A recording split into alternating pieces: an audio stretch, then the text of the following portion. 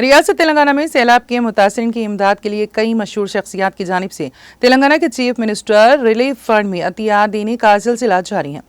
चुनाचे Tollywood mega star Chiranjeevi ने भी चीफ मिनिस्टर रिलीफ फंड में अतिया दिया। चिरंजीवी ने अपनी तरफ से 50 लाख रुपए और अपने बेटे रामचरण की जानिब से 50 लाख रुपए का अतिया दिया। चिरंजीवी ने जुबली हिल्स में वाक़ वज़ीर आला रेवंत रेड्डी की रिहायशगाह पहुंचकर रेवंत रेड्डी को 2 चेक्स हवाले किए।